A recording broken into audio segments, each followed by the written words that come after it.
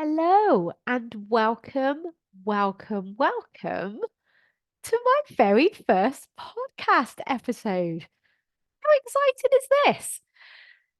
So, I have actually been doing, I think you would call it a vlog, a video kind of lesson for quite a while now. So, actually, if you're a bit of a YouTube fan and you want to be able to see my face while I'm recording these, you can just hop on over to YouTube and look me up. But I really wanted to find a way of reaching more people to be able to help them manage their mind and manage their emotions. I get very passionate, especially when it comes to mums, helping them to actually enjoy their kids, enjoy their job, and enjoy themselves without all this shitty mum guilt. So, I'm so glad you're with me. And at some point over these episodes, at some point, I will tell you a little bit more about myself and about my background and a bit more about what brought me into this work. But I really want to hit the ground running with giving you some really amazing tools to help you get started on your journey. Now, I did my coach certification with the Life Coach School in America. That's an amazing podcast, by the way. The Life Coach School podcast by Brooke Castillo. Um, that podcast literally changed my life. And I was always the type of person that knew it wasn't the rain that made me miserable. I could just put on my raincoat, put on some wellies and splash in puddles, or as long as I had somewhere dry to go to, I knew the rain wasn't a problem. But it wasn't until Brooke Castillo taught me the model, which is the method I now coach on, um, that I actually thought, oh my gosh, this is actually a thing. Other people in the world agree. So this is the way that life works, right? This is like gravity. It is working whether you want to take any notice of it or not. And I have to say, when my husband first heard this, he's like, what are you talking about? That sounds like a load of bollocks. He is now a life coach as well, by the way. He also has his own podcast, the Police Burnout Coach. The police stress and burnout coach. I think his podcast is called The Job. So if you know of any policemen, um, send them over to that podcast because it would really help them. So this is the way that life works. Only we have not been taught. We have never been taught this. Up until this moment in your life, you have probably thought, like most of us, and exactly like I did, that the weather makes us feel miserable. The other, like something that someone said made us feel bad, or we need sugar to feel good, or think basically something outside of us. So I used to hear, oh, did they make you feel bad? They make you feel bad? Or, well, don't say that because you might upset them. As if, as humans, we are able to push an emotion into somebody else's body. That is not how it works. We cannot actually push our emotions into someone else's body. Now, I'm going to do a whole episode all around emotions, so I'm not going to go into that this time. But what I really want to focus on this week is the difference between a circumstance, or what I like to call a fact, and then your brain's drama. So, life gives us situations. Life gives us circumstances, situations, and events that we have no control over. They could be things like the weather, equipment breaking down, somebody else's behavior, your teenage children's huffing. It could be technology. It could be your laptop. It could be your phone. It's certainly the food and the drink. It could be money, the amount of money that you do or don't have in your bank account. It could be your to-do list. Like these are things that the universe give us. If universe doesn't resonate, please feel free to change universe to God. Sometimes I will say God. But basically, the world gives us, life gives us events, illnesses, bereavement, trauma. Life gives us things to deal with. Could be someone beeping their horn. It could be someone jumping a queue. It could be someone wanting to give you a compliment.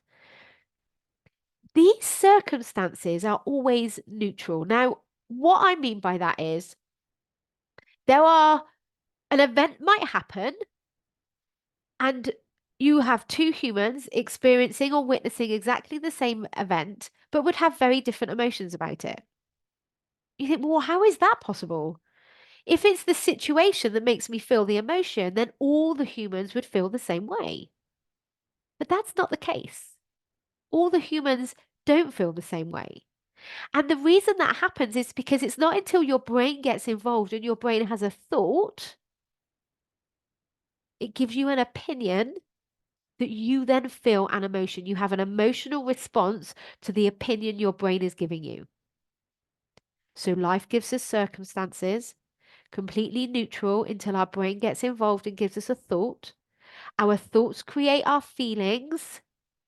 I'm going to say this again. Your thoughts create your feelings.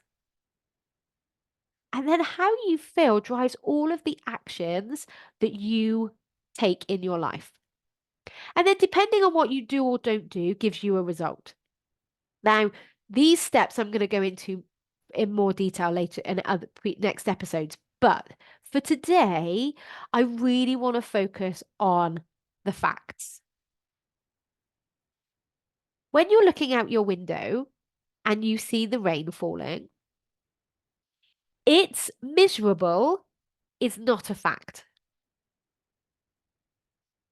And now, especially if you're in England, you might have just heard that and gone, Nikki, what the fuck are you talking about? Like, of course, the rain is miserable. And you go into the shop and the shopkeeper will go, oh, isn't it miserable today? Oh, yes. Then everyone goes, oh, yes, terrible, isn't it terrible, isn't it miserable? The rain is not miserable. A fact is something that every single person in the world could agree with. If you took the rain to a court of law, you took the weather to a court of law, not everybody in the world is going to agree with you that the rain is miserable. There will be people that rejoice about it raining. Um, Another example, and I'm going to use the weather just because I think it's a really beautiful way of starting to open up your mind as to quite how powerful your thoughts can be. Another example would be, let's imagine it's bright, clear blue skies, and the temperature is 26 degrees. So we could go to a court of law and we could prove in a court of law that 26 degrees was the fact because the weather station has recorded it, the thermometers have recorded it. There is no question that it's 26 degrees. Now, when it's 26 degrees and the clear blue sky's out, my brain thinks, oh my gosh, this is amazing. I love it. I love the heat. I love the warmth. I love the clear blue sky. Oh, so when I think, oh my God, I love it, I feel good. And then when I feel good, what do I do? Well, I'm kind of going about my way in a very light-hearted manner. I'm probably humming. Maybe I'm singing if you're lucky enough for my window to be wide open and you're one of my neighbors. You hear me howling my favorite tune. I'm seeing all the positives in life. Life is good. So when I'm kind of going about that behavior, I really enjoy my day. But that's not because it's 26 degrees, it's because I'm thinking, oh my gosh, this is amazing. I have a friend called Janet. I love her so much. Maybe she'll even listen to this podcast. Who knows? She does not like the heat. So when it's 26 degrees outside, she is not happy because she is thinking, oh, this is too hot. It's too hot. And when she thinks it's too hot, how's she going to feel? Miserable. And then what's she going to do? Huff, puff, mope about, complain a bit sweaty. You make an emotional heat then as well as a physical. And so it can't, coming back to the circumstance, it can't then possibly be the circumstance that makes the humans feel because we could all experience 26 degrees in clear blue sky, but we would have very different opinions. So this is really key. This is like one of the this is like the starting point of learning how to manage your mind because your part of your human brain is old. So I'm not going to go into the neuroscience of it. There's loads of books out there. Dr. Joe Dispenza does loads around neuroscience. So if you like reading, he's amazing to either listen to on audio or one of his books. But I simplify it right down. So I separate out the primal brain, the primitive part of our brain, to our higher brain and the prefrontal cortex. Now you will hear me talking lots about this over the coming episodes, but just simply, your primal brain is really old. And every single human has this part of your brain. The fact that you're listening to me, you're a fully functioning adult, means that you have a primitive part of your brain. And that part of our brain is really designed to keep us safe. It's designed to look for danger. You imagine hundreds of thousands of years ago when we lived in caves, anything new, anything different surely meant death. Like we needed food, we needed to have sex, we needed to hunt and gather in order to survive. We needed to stay in the warmth of a cave.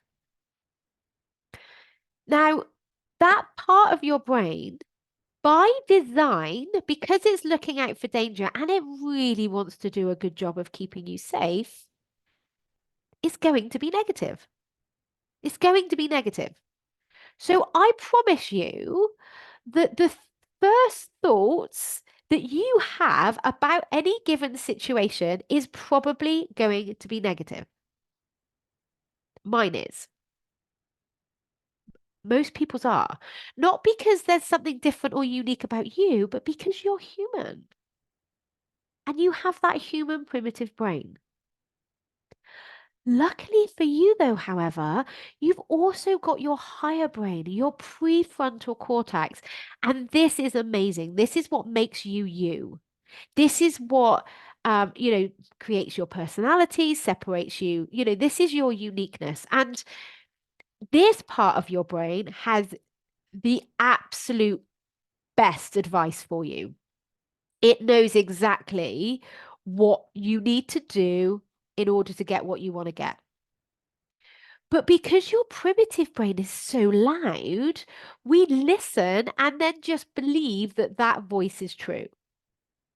So, in the next episode, I'm going to be talking all about thoughts. So, make sure you tune in next week. But just for this week, understanding that nothing has gone wrong when you have a negative sentence in your brain. When your brain naturally goes to negative, that's normal. It's normal. But just because your brain offers you an opinion, just like anybody else offering you opinion, opinions aren't right and opinions aren't wrong. So just notice, oh, look at my brain giving me opinion. And then sort of ask yourself, is that a fact?